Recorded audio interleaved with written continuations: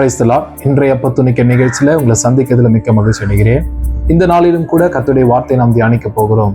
பாருங்க, மேகமும் மகிமையும் என்கிற தலைப்பில நாம் தியானித்து வருகிறோம். இன்றைக்கும் கர்த்தருடைய வார்த்தை நாம் தியானிக்க போகிறோம். பாருங்க, யாத்திராகமம் 24வது அதிகாரத்துல 15வது வசனத்தை நான் வாசிக்கிறேன். பாருங்க, மோசே மலையின் மேல் ஏறின போது ஒரு மேகம் மலையை மூடிற்று. 16வது வசனத்தை பாருங்க, கர்த்தருடைய மகிமை சீனாய் மலையின் மேல் தங்கி இருந்தது.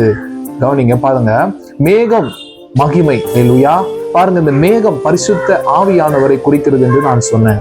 பாருங்க, வேதத்துல பாருங்க, இந்த மேகம் வருகிற எல்லா இடத்திலையும் மகிமையையும் நாம் பார்க்கிறோம். அல்லேலூயா.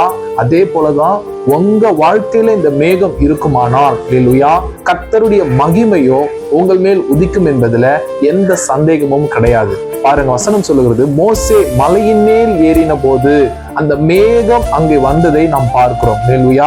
பாருங்க, இந்த மலை எதை குறிக்கிறது நீங்க கேட்டீங்கன்னா, மலை கிறிஸ்துவை குறிக்கிறது. அல்லேலூயா. வசனம் சொல்லுகிறது, கிறிஸ்துவே அந்த கண்மலை. அல்லேலூயா. பாருங்க, கிறிஸ்து தான் அந்த கண்மலை.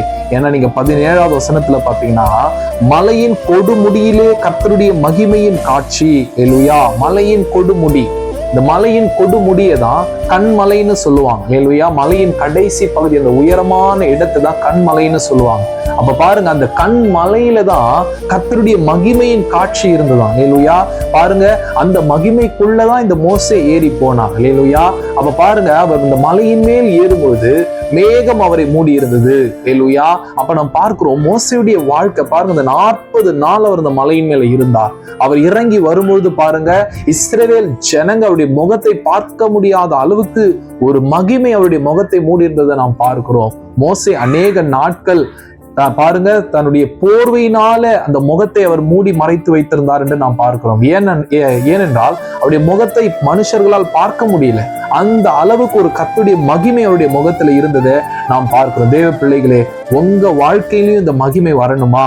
உங்களை பார்க்கும் பொழுதும் ஜனங்கள் கர்த்தருடைய மகிமை பார்க்கணும் அப்படின்னா நீங்க அந்த மேகத்துக்குள்ள நீங்க பிரவேசிக்கணும். நீங்க கண்மலையாகி கிறிஸ்து, அல்லேலூயா, அந்த மகிமைக்குள்ள நீங்க பிரவேசிக்கும் பொழுதெல்லாம் உங்க வாழ்க்கையிலையும் அந்த மகிமையை ஆண்டவர் வெளிப்படுத்துவார்.